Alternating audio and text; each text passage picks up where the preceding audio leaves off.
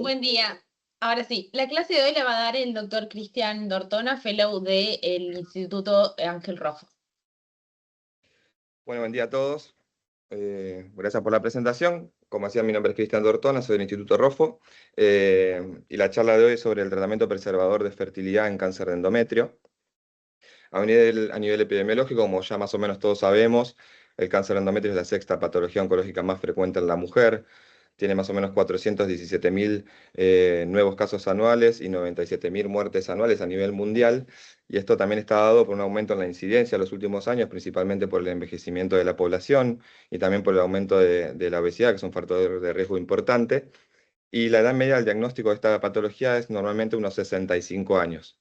Dentro de todo este grupo de pacientes con cáncer de endometrio, sabemos que el 4% de estas pacientes van a tener cáncer de endometrio en menos de 40 años, es decir, estamos hablando de unos 17.000 casos anuales.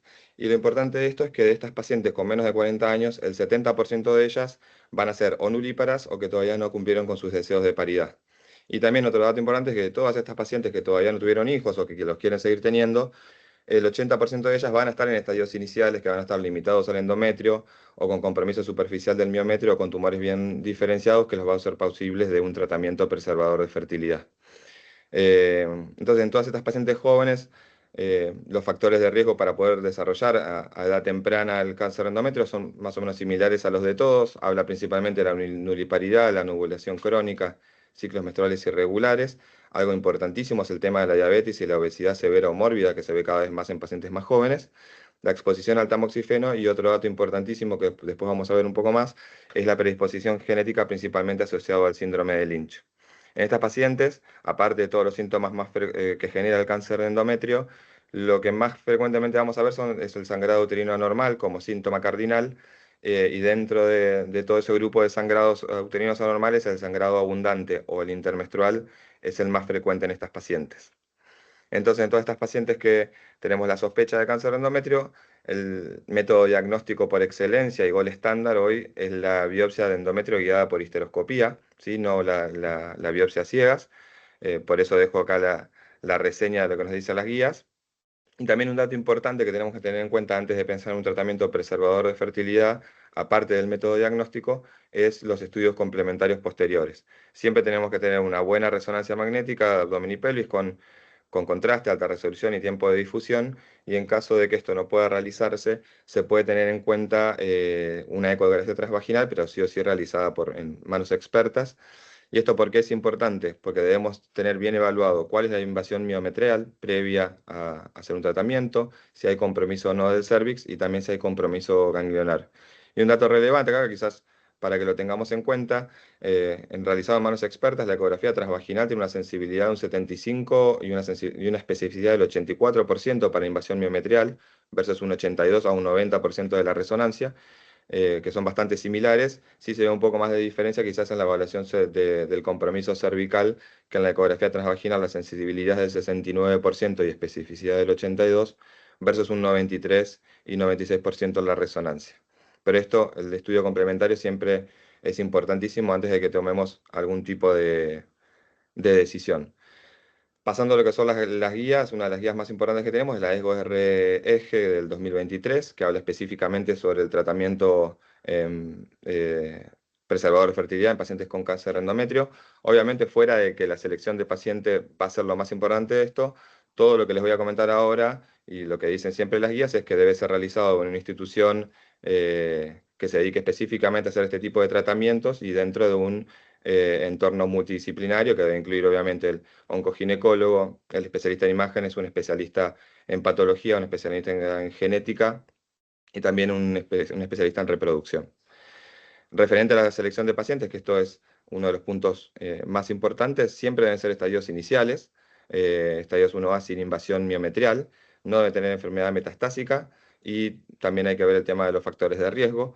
Estamos hablando de que esto se está realizando siempre en pacientes con un adenocarcinoma endometrioide de GH1. Hay muy poca evidencia referente a pacientes a los que se haya realizado el tratamiento en pacientes con un GH2, que quizás en las guías un poco lo que nos nombra es que habría que verlo caso a caso, cada una de estas situaciones, para poder realizarlo. Evaluar siempre antes de esto el potencial reproductivo, obviamente que la paciente tenga deseos de paridad, hay que evaluar su potencial reproductivo y también que no tenga ninguna contraindicación para tener un embarazo. Eh, Siempre, bueno, acá habla también de la edad no la pone como un limitante, pero bueno, sí modifica un poco la tasa de nacido vivo posterior. Siempre tener en cuenta el sobrepeso, obesidad o alguna alteración endocrina como el síndrome ovario poliquístico, esto también para tener un tratamiento sobre este tipo de patologías también. Y el síndrome de Lynch, como dijimos antes, es algo que es importante principalmente porque habla, que eso lo vamos a ver ahora un poquito, sobre una mayor tasa de persistencia de enfermedad o mayor tasa de recurrencia y también descartar otro tipo de patologías asociadas al síndrome. Referente a esto, y específicamente como dicen las guías, el síndrome de Lynch está asociado al desarrollo del cáncer endometrio, principalmente en pacientes que se desarrollan en edades más tempranas. Pero lo que tiene bueno es que normalmente se detectan en enfermedades premalignas o en estadios iniciales como los que nosotros utilizamos para tratamiento de preservador de fertilidad. Y actualmente no hay ningún consenso sobre si estas pacientes son apropiadas para realizar este tipo de tratamientos. Sí, lo que nos dice es que tenemos que tener en cuenta distintos puntos antes de hacer un tratamiento de preservador de fertilidad a pacientes con síndrome de Lynch, y esto es que son pacientes que van a desarrollar el cáncer en edades más tempranas, por lo cual hay mayor riesgo de progresión de la enfermedad. Siempre hay que descartar la presencia de un cáncer sincrónico, principalmente el cáncer de ovario. También lo que no se sabe muy bien es que se habla de que el mecanismo de desarrollo de la enfermedad en el síndrome de Lynch es distinto, aunque sí se encontró muchas veces y en muchos de los casos también está asociado a hiperestrogenismo, por lo cual se considera que el tratamiento con progestágenos, que es la base del tratamiento preservador de fertilidad, también debería funcionar, pero es algo que hay que tener en cuenta. Y sí, esto lo que nos nombrábamos antes es que se vio en algunos estudios que la tasa de respuesta a la enfermedad es menor y hay mayor recurrencia de enfermedad en pacientes con déficit de las proteínas de reparación, y que la resección histeroscópica con el posterior tratamiento con progestágenos son los que mejores resultados tuvieron en este tipo de pacientes.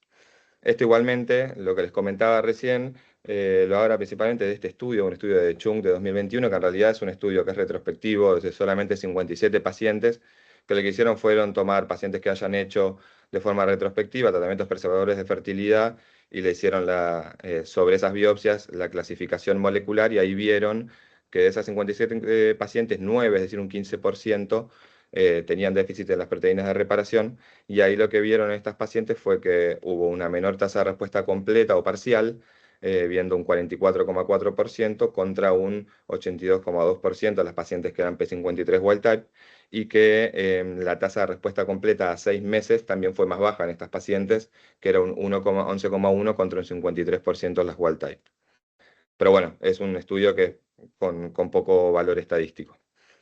Referente a algo que hace mucho hincapié las guías es el tema de la toma de la muestra diagnóstica, porque esto es importante para que nosotros estemos seguros de que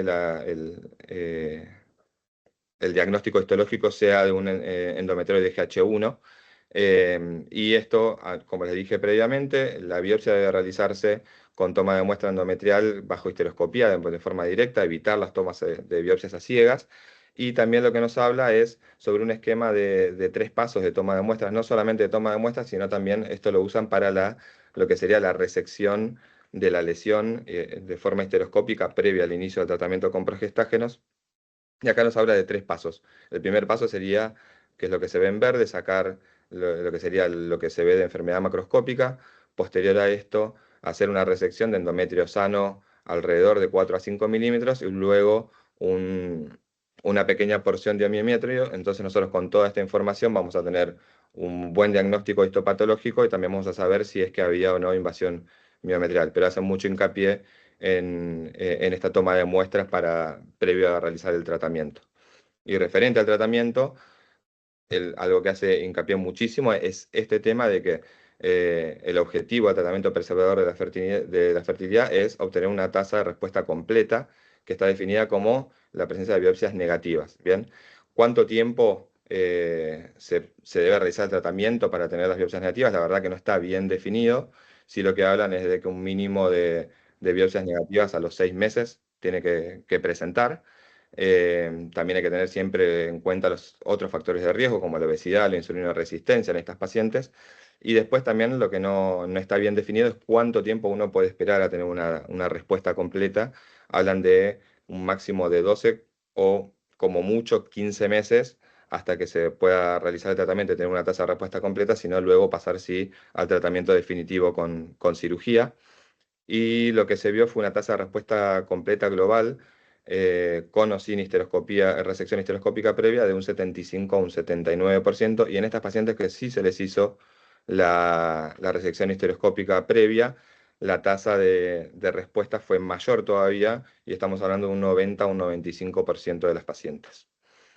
Teniendo en cuenta todo esto, entonces, como dijimos antes, nosotros podemos hacer tratamientos con progestágenos en monoterapia o acompañados, que puede ser por vía oral el megestrol o la medroxiprogesterona, pueden utilizarse solos, y también se puede utilizar solo el dispositivo intrauterino liberador de levonorgestrel, o se pueden usar combinados, se puede usar el DIU junto con alguna de las dosis de vía oral. Y esto puede realizarse con o sin resección histeroscópica previa. Y luego en el seguimiento lo que vamos a hacer es un seguimiento con biopsias cada 3 meses. Si tenemos dos biopsias negativas consecutivas, ahí vamos a considerar una tasa de respuesta completa, una respuesta completa, perdón, y vamos a poder iniciar el tratamiento para que quede embarazada la paciente.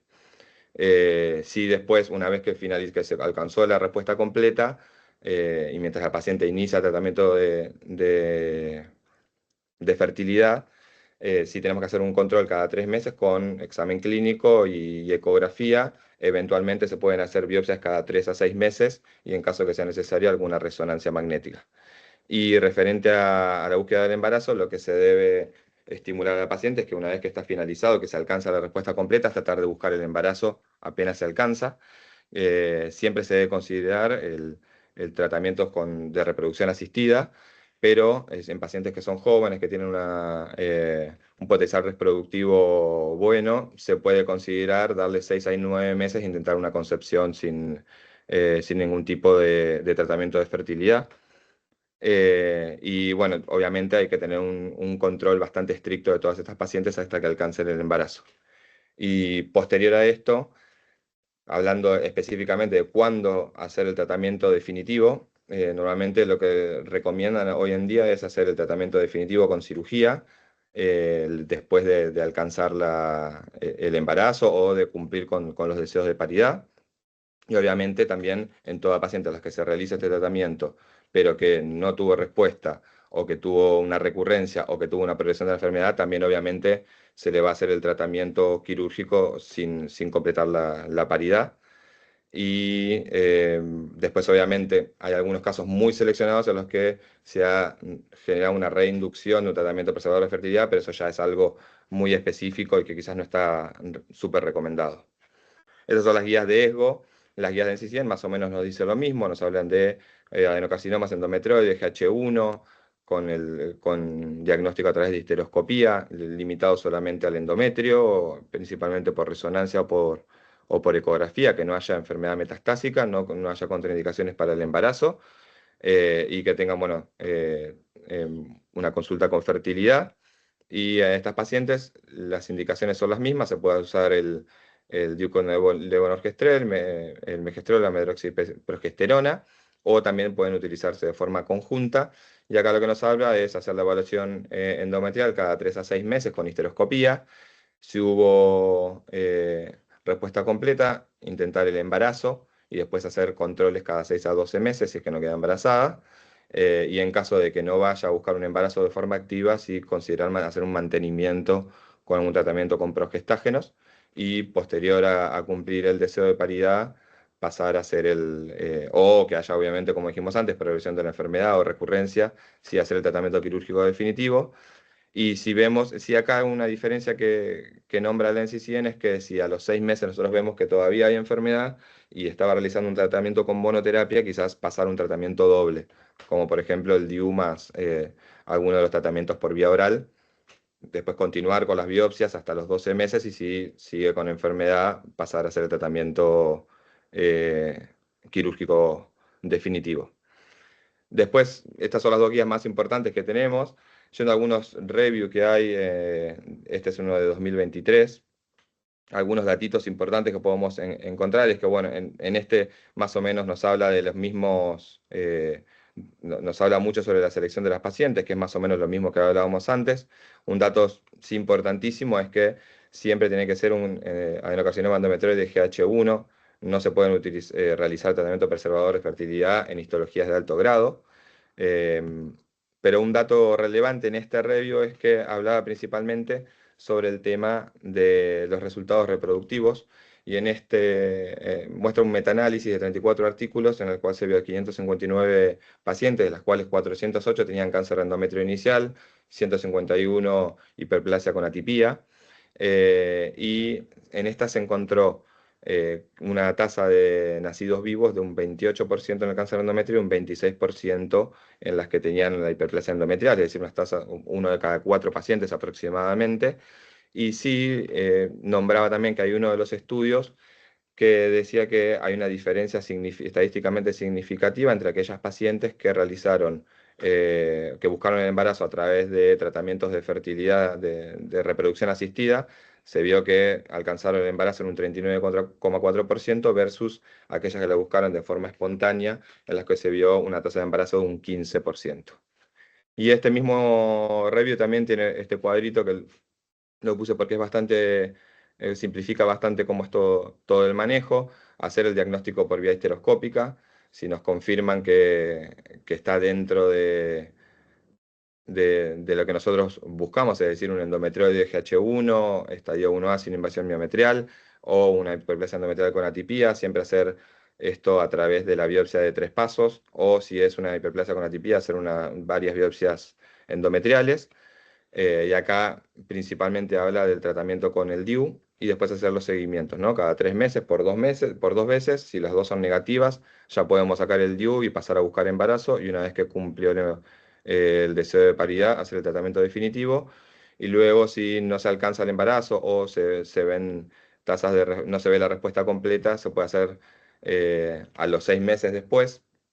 Si 12 a 15 meses después no se alcanzó la tasa de respuesta completa, se va a hacer el tratamiento quirúrgico completo, o se puede hacer un seguimiento cada 6 meses y después cada un año en aquellas pacientes que sí tuvieron respuesta completa, pero que todavía no quedaron embarazadas. Y después tenemos dos reviews más que tienen algunos datitos extra. Este es uno de 2025, que nos habla de una revisión sistemática y metaanálisis. Y en este, el dato relevante que se puede ver o que nos da un poco más de información referente a este tipo de tratamientos, se encontraron 624 pacientes, y un dato importante es que la tasa de respuesta completa que se vio fue de un 77% en el total de pacientes, una tasa de recurrencia de un 20% y una tasa de nacidos vivos de un 20% también en todas las pacientes. Y el dato relevante que ponen en este review es que la resección histeroscópica con el posterior tratamiento hormonal fue el que tuvo mejores resultados oncológicos y también mejores resultados en fertilidad. Y este es otra revisión sistemática con metaanálisis, que es de ahora, de este año, que incluyó 76 estudios, 2.500 pacientes. En esta también la tasa de respuesta completa fue similar, de un 74%, o sea, la mayoría nos hablan la misma tasa de respuesta completa, 3 de cada 4 pacientes. Y el dato interesante que muestra este estudio es que nos divide según el tipo de estudio que se fue realizando, cuál fue la tasa de respuesta completa y la tasa de recurrencia, donde en el DIU con levonorgestrel y resección histeroscópica fueron pocos pacientes, pero habla de una respuesta completa de un 85% y una recurrencia del 14%, y también la resección histeroscópica con progestágenos orales habla de un 85% de respuesta completa y una recaída de un 16%, es decir, como en la mayoría de los estudios nos muestran, estos son el tratamiento preservador de fertilidad con mejores resultados, y también se vio que la tasa de embarazo fue un 48% 48% del total de las pacientes, mientras que las que usaron el DIU con resección histeroscópica fue un 75%, y la tasa de nacidos vivos en total fue un 36% en el total de pacientes. Entonces, como conclusión, el cáncer de endometrio en pacientes jóvenes es una patología poco frecuente. El tratamiento preservador de fertilidad es posible y oncológicamente seguro en pacientes seleccionadas, en instituciones especializadas y trabajo multidisciplinario. Está indicado en carcinomas de endometrio de bajo riesgo, es decir, endometrioides GH1, sin invasión miometrial, con deseos de paridad de la paciente y sin contraindicaciones de embarazo.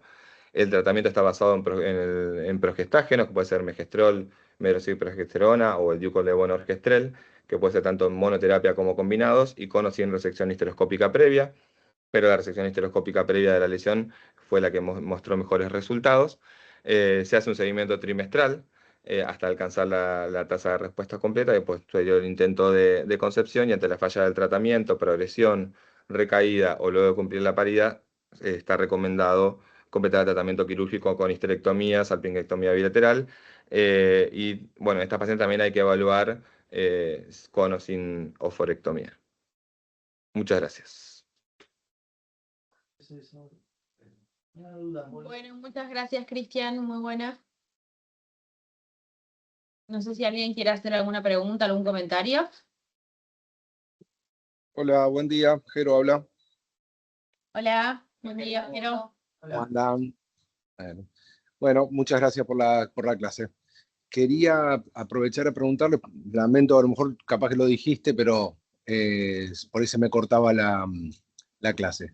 Lo primero, con respecto a los protocolos institucionales o lo que aplican cada uno, no vi si tenías la revisión de biopsia por esos centros donde tendrían, o sea, los centros especializados, como una condición antes de la toma de decisión. Sí, quizás no lo dije como revisión, pero sí lo que te habla es que dentro del grupo multidisciplinario que hay que tener un especialista en histopatología para confirmar el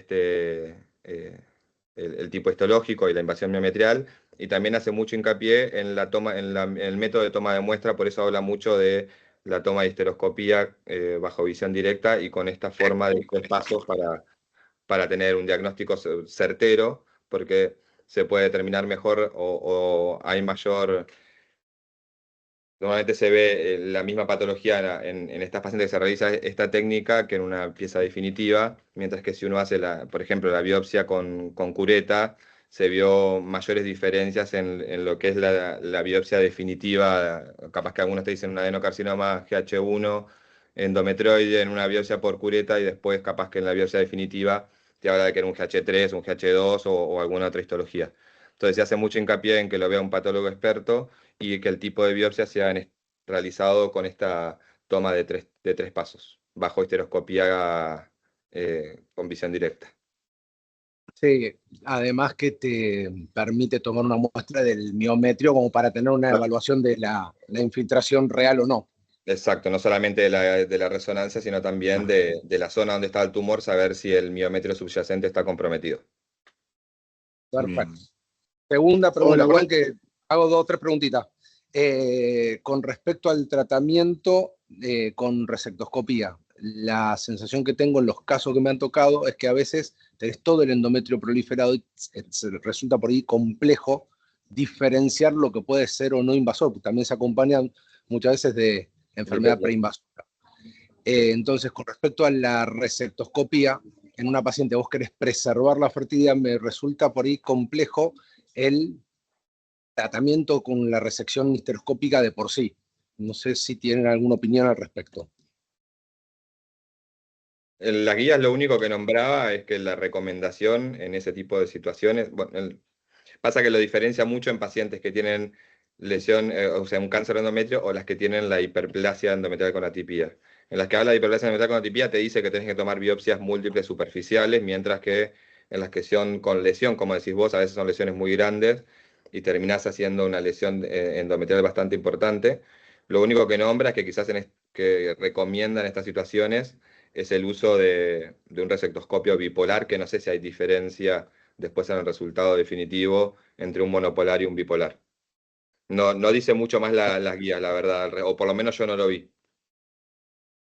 Hola, buen día, Cristian. Perdón.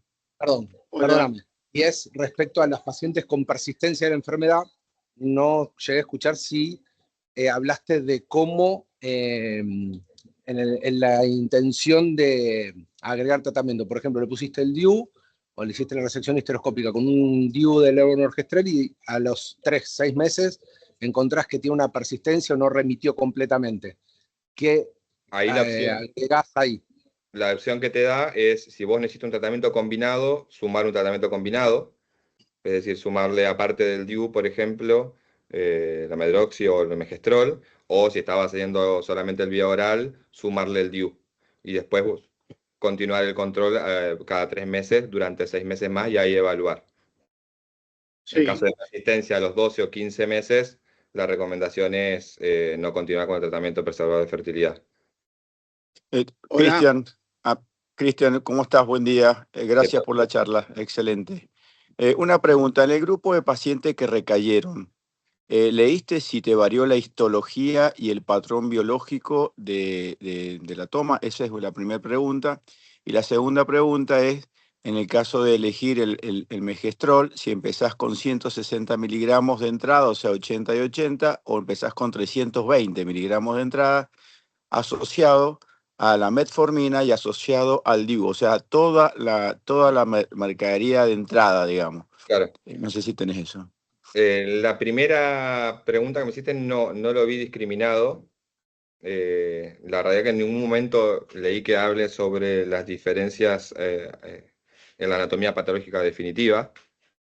Por lo menos en lo que leí no lo vi. Y referente al tratamiento, algunas de las revisiones sistemáticas hablan de eso, de si empezar con el tratamiento completo, como decís vos, a dosis máximas, o si iniciarlo, por ejemplo, con monoterapia o con terapia dual, y en ninguno te hace una recomendación específica de que haya mejores, o sea, no hay nada evaluado como que nos diga que es mejor hacer no sé, el megestrol a dosis máxima más el DIU con resección histeroscópica, que sea mejor que hacer, por ejemplo, la resección histeroscópica más el DIU.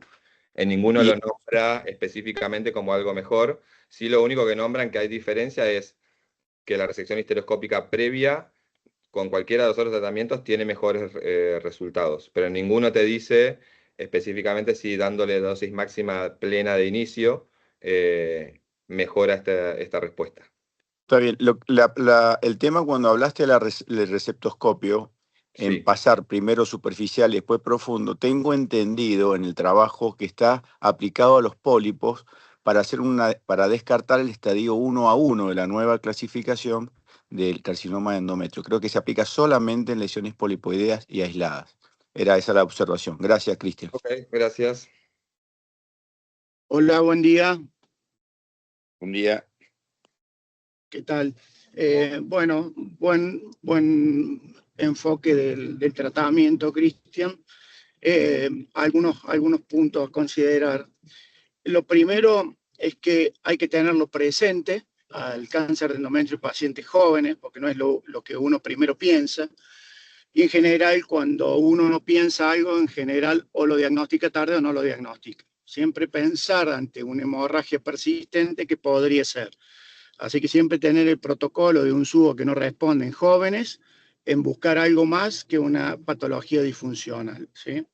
Por otro lado, se agregó ahora una herramienta más, si bien no hay mucha experiencia, primero porque es poco frecuente y segundo porque no hace mucho tiempo que tenemos disponible la clasificación molecular, siempre tener presente que la muestra hay que exponerla, especialmente para MMR P53, y también tener receptores de estrógeno. Si bien todavía no hay muchas publicaciones, recuerden que el 50% de estas pacientes van a tener NSMP, que cuando los receptores de estrógeno son negativos son de muy mal pronóstico.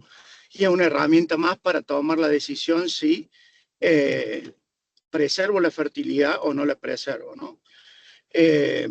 Por otro lado, hay que hablar muy claro con la paciente que dentro del paquete del tratamiento implica, terminado la preservación de la fertilidad o terminado el intento de fertilidad y el embarazo conseguido, debe realizar la radicalización del tratamiento, porque es el único cáncer que hacemos preservación de la fertilidad con el cáncer puesto. Y las curvas de riesgo no bajan nunca. La disminución del riesgo con el tratamiento no supera el 75%. Siempre queda una curva de un 25% permanente de riesgo de recidiva, por lo tanto, debe quedar asentado en un consentimiento informado y la paciente tener muy claro que esto es algo pasajero, porque la vía final común del tratamiento del cáncer de endometrio es quirúrgico, ¿sí? Eso es muy importante tener en cuenta.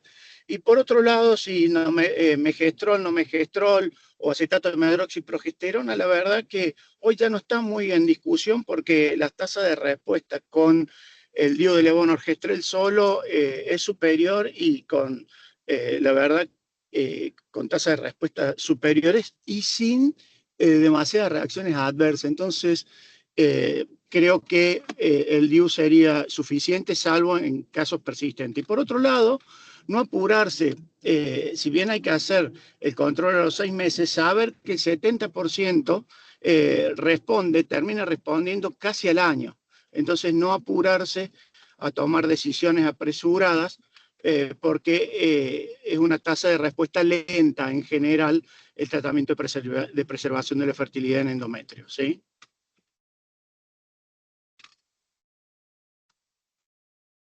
Perfecto. Bueno, si nadie tiene ningún comentario. Perdón, estoy insistente, agregar a lo que dijo Gonza, que también hay que explicarle al paciente y dejar asentado que el tratamiento que le estamos indicando puede no resultar.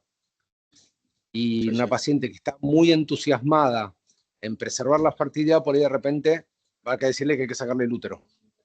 Y a veces a la paciente no le cae bien lo que uno le está diciendo, por eso es importante dejarlo asentado.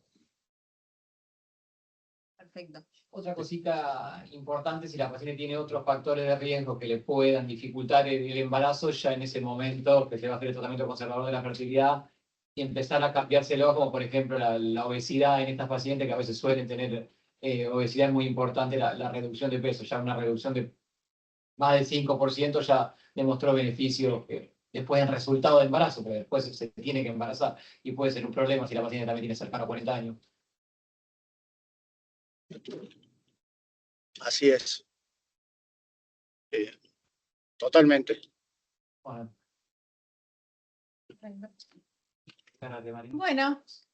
Bueno, que tengan un buen jueves. Nos vemos la semana que viene.